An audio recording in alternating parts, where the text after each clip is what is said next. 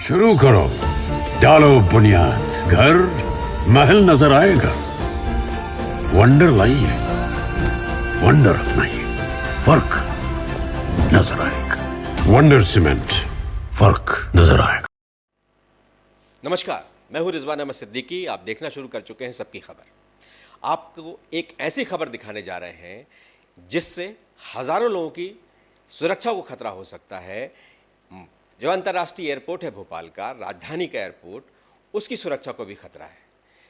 एक ऐसी अनुमति दे दी गई है खनिज विभाग द्वारा मुरम की खनन की, जो भ्रष्टाचार की, जिसमें बू आती है। सर से पैर तक लगता है कि इसमें भ्रष्टाचार हुआ है और बहुत बेशर्मी से नियमों का उल्लंघन हुआ है। एयरपोर्ट से तकरीबन 300 मीटर दूर तक खनन नहीं हो सकता, लेकिन उसके बाद भी कलेक्ट्रेट से इसकी अनुमति दी गई है। अनुमति सशर्त है कि आप इसे अगर बिक्री करेंगे तो आपकी अनुमति निरस्त कर दी जाएगी। कहा यह गया है कि फायर स्टेशन के निर्माण के लिए जो मुरम की आवश्यकता है, उसके लिए ये खनन की अनुमति दी जाती है। साथ ही एक और नई चीज़ कही जा रही है अब कि वहाँ एक तालाब है जिसके गहरीकरण के लिए किया गया है। क्या एयरपोर्ट से उसकी बाउंड्री से लगे हुए स्थान पर इस तरह से तालाब का गहरीकरण हो सकता है? और जब अनुमति इस बात के लिए ली गई थी कि फायर स्टेशन के लिए मुरम की आवश्यकता है, तो इतने अधिक मात्रा में खनन क्यों हुआ? साथ ही ये भी है कि 3 महीने के लिए अनुमति मिली थी, लेकिन तकरीबन 9 महीने तक रॉयल्टी का भुगतान होता रहा और अनुमति थी। ऐसे कौन से लोग हैं जिन्हें नियम कानून की कोई परवाह नहीं है, जो डरते नहीं हैं? और ये देश की राजधानी और ये राजधानी का एयरपोर्ट, अंतर्राष्ट्रीय एयरपोर्ट, जहां आवाजाही लगातार बनी रहती है, वीवीआईपी भी आते हैं। आने वाले वक्त में वहां प्रधानमंत्री भी आने वाले हैं। तो क्या इस तरह से मध्य प्रदेश के अधिकारी, उन्हें नियम कानून की कोई परवाह नहीं है, या उन्हें कोई लोक लाज नहीं रह गया है, या वो डरते ही नहीं है? भ्रष्टाचार में इस तरह उसके आदी हो गए हैं। मैं आपको दिखाता हूं कि देखिए ये किस तरह से, मैं पहले जो मैं जिक्र कर रहा था कि 300 मीटर दूर तक एयरपोर्ट से कोई भी खनन नहीं हो सकता। ये मध्य प्रदेश सरकार का राज्यपत्र है, जिसके माध्यम से नियम बनाए जाते हैं और जिसमें नियमों की, सरकार के नियमों की घोषणा होती है। उसमें लिखा है, संवेदनशील क्षेत्रों से जैसे रेडियो स्टेशन, हवाई अड्डा, प्रतिरक्षा संस्थान से 300 मीटर दूरी के भीतर किसी भी तरह का उल्लेख मैं नहीं कर रहा। आपको मैं कुछ तस्वीरें भी दिखाता हूं। हमने गूगल इमेज निकाली है, मौके की तस्वीरें हैं। आप देख सकते हैं कि ये एयरपोर्ट की बाउंड्री है और उस बाउंड्री से लगा हुआ ये खनन स्थल है। क्या इससे सुरक्षा को खतरा नहीं है? क्या इससे बाउंड्री नहीं गिर सकती, या कोई ऐसी खनन नहीं कर सकता कि जिससे बाउंड्री के अंदर प्रवेश कर जाए? ये वो उस जगह से भी बहुत दूर नहीं है जहां रनवे है। रनवे से भी बहुत दूर नहीं, आप फोटो देख रहे होंगे, रनवे से भी बहुत दूर नहीं है, जहां लगातार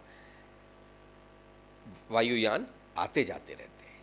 तो क्या इतना ज़रूरी हो गया था यहाँ खनन के लिए अनुमति देना कि सारे नियम कानूनों की अवहेलना की गई और सुरक्षा की भी कोई परवाह नहीं की गई? तो चलिए, इस विषय में हमारे साथ बात करने के लिए मौजूद हैं पर्यावरणविद, समाज सेवी नीरज यादव। नीरज जी ने इस पर बहुत ढेर सारी जानकारियां भी इकट्ठी की हैं और साथ ही उन्होंने कलेक्टर को बाकायदा शिकायत की है। इनकी शिकायत के बाद इस पर कार्रवाई तो नहीं हुई, लेकिन खनन रुक गया है। लेकिन इतने लंबे समय में सरकार को किस तरह से राजस्व की हानि हुई, किस तरह से नियमों का उल्लंघन हुआ, और सबसे बड़ी बात है कि अंतर्राष्ट्रीय हवाई अड्डे को खतरे में क्यों डाला गया। नीरज जी, आपका बहुत बहुत स्वागत है। क्या है ये पूरा मामला, हमारे दर्शकों को बताइए। मतलब आरएससी इंफ्रास्ट्रक्चर एक कंपनी है राजस्थान की, उसको फायर स्टेशन निर्माण का कार्य मिला था। तो उसको वहाँ पे मुरम कोपरे की फिलिंग करनी थी उस क्षेत्र में, जिस हेतु कलेक्टर में उसने आवेदन लगाया था और उसको परमिशन दी गई। लेकिन जितने घर मीटर की रॉयल्टी उसने जमा करी, लगभग 95,000 घर मीटर की रॉयल्टी उसके द्वारा जमा की गई है। लेकिन जब मैं एयरपोर्ट साइट पे गया तो वहाँ जो मेरे द्वारा अवलोकन किया गया, वहाँ पे मात्र 500 गाड़ी लगभग यहाँ इनके द्वारा माल डंप किया गया है। बाकी जो माइनिंग ऑफिसर हैं अशोक कुमार नागले और इनकी मिलीभगत से लगभग 5,500 गाड़ी माल बेचा गया है, जिसके कारण शासन को लगभग 4 से 5 करोड़ रुपए का वित्तीय हानि हुई है। जी। और जो परमिशन इनके द्वारा दी गई है वो मात्र एयरपोर्ट से 1 मीटर की भी बाउंड्री, मतलब 1 मीटर का भी गैप नहीं है जहाँ से परमिशन दी गई है। और कोई भी जानवर वहाँ से घुस सकता है, क्योंकि बाउंड्री के नीचे पूरा गैप आ चुका है खनन के कारण।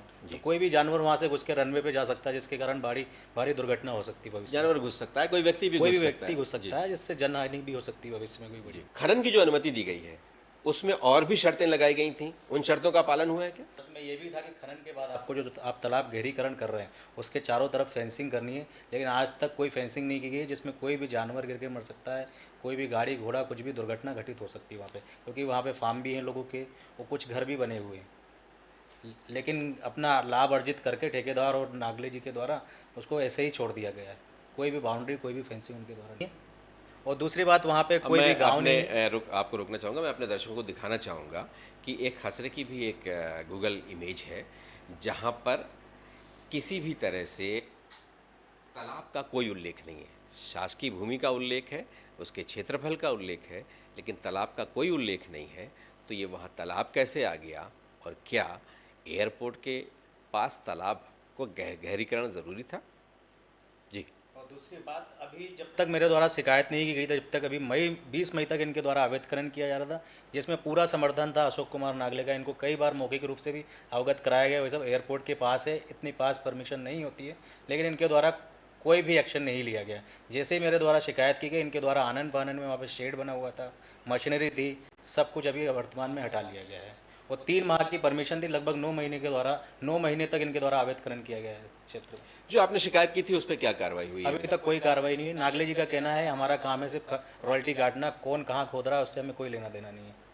नहीं, लेकिन नियम आपने उन्हें बताए होंगे 300 मीटर सारे नियम बताया, उनका कहना मुझे नहीं पता, मैंने नियम से दिए, सारे नियम से ही परमिशन दी मुझे। मतलब वो नियम की जानकारी नहीं हुई? ना तो वो नियम की जानकारी दे रहे हैं, उन्होंने किस नियम से दिए। जब मैं उन्हें नियम बता रहा हूँ कि भाई साहब ये नियम है, इस नियम के अंतर्गत खनन नहीं किया जा सकता है 300 मीटर भीतर तक, उनका ये कहना है कि मुझे सिर्फ रॉयल्टी से मतलब है, मुझे पैसे से मतलब है, कौन कहाँ खुदाई कर रहा है मुझे कोई मतलब मतलब अपने लिए पैसे से मतलब है कि सरकारी पैसे से मतलब है? जाहिर सी बात है अपने लिए पैसे से मतलब है। जब भी तो 3 माह की परमिशन थी, 9 माह तक एयरपोर्ट संवेदनशील एरिया है जहाँ पे पूरा वीवीआईपी मूवमेंट रहता है, किसी की नज़र में नहीं आया, 9 महीने तक खनन काम चलता रहा, और एयरपोर्ट अथॉरिटी को भी कोई आपत्ति नहीं हुई इतनी पास खुदाई करने पर।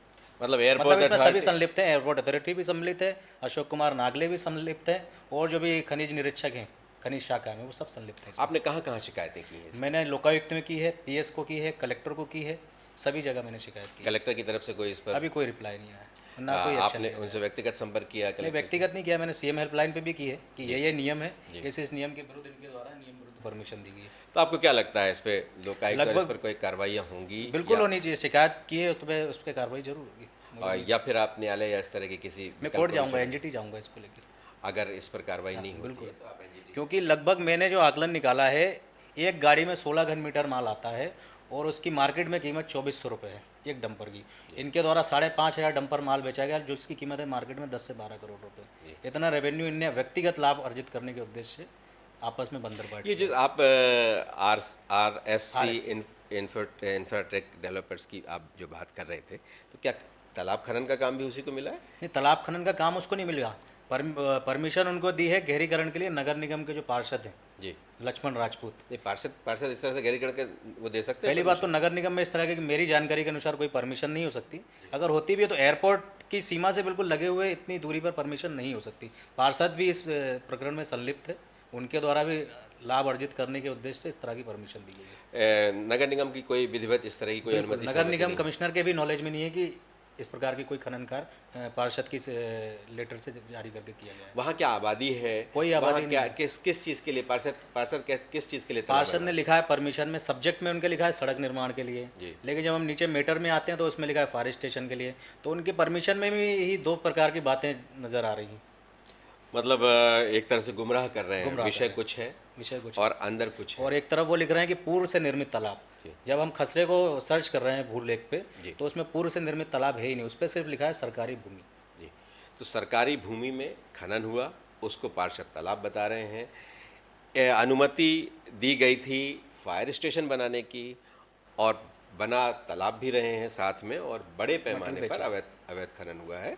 और आपका कहना है कि बाज़ार में ये बेचा गया, जबकि कलेक्टर की अनुमति ये जो दी गई है उसमें ये लिखा है कि यदि आपकी कोई शिकायत आई बाज़ार में बिक्री की, तो ये अनुमति तत्काल निरस्त कर दी जाएगी। लेकिन इस तरह की शिकायतें हुई क्या? अनुमति निरस्त नहीं, इस प्रकरण के संदर्भ में तो इस प्रकार की कोई शिकायत नहीं हुई, लेकिन जब कलेक्टर के पास प्रतिवेदन जाता है माइनिंग खनन के लिए, तो कलेक्टर खनिज शाखा को भेजते हैं, और खनिज शाखा के जो खनिज निरीक्षक होते हैं वो साइट पर जाते हैं, पहले पूरा उसका मुआयना करते हैं कि पास कोई शासकीय संस्था तो नहीं है, कोई संवेदनशील एरिया तो नहीं है। लेकिन वो भी उन्होंने पैसे ले दे के RSC इंफ्रा से और पार्षद को सेट करके पूरा मामला सेट किया इन्होंने, है ना। और इतनी पास संवेदनशील एरिया के बिल्कुल पास खनन की परमिशन इनके द्वारा दी गई। ये आप बहुत जिम्मेदारी से सारी बिल्कुल बातें मैं कह रहे जिम्मेदारी हैं। से कह रहा हूँ। राजपत्र में साफ साफ उल्लेख है कि 300 मीटर के भीतर तक खनन का कार्य नहीं किया जा सकता, और मात्र 1 मीटर की दूरी पर इनके द्वारा खनन का कार्य किया गया है। धन्यवाद नीरज जी, आप हमारे साथ जुड़े। आपने देखा कैसे नियमों की धज्जियाँ उड़ाई गई, और ये कोई गांव खेड़ा नहीं है, कोई सुदूर स्थल नहीं है, ये प्रदेश की राजधानी भोपाल का मामला है, अंतर्राष्ट्रीय एयरपोर्ट का मामला है। उस एयरपोर्ट का मामला है जहां लगातार फ्लाइट्स आती हैं, VIP मूवमेंट भी बहुत है। मध्य प्रदेश के मुख्यमंत्री भी अक्सर वहां से लगातार दौरे पर जाते हैं। तो क्या जो शासकीय अधिकारी हैं उनको इस बात का कोई डर नहीं है? भ्रष्टाचार या मनमानी इस हद तक बढ़ गई है कि वो कुछ भी करेंगे? क्या हजारों लोगों की जान जोखिम में डालने वाले अफसरों पर कोई कार्रवाई होगी? देश के प्रधानमंत्री 2 दिन बाद आने वाले हैं, तो क्या सरकारी अधिकारी कर्मचारी इस पर संज्ञान लेंगे? ये देखना होगा।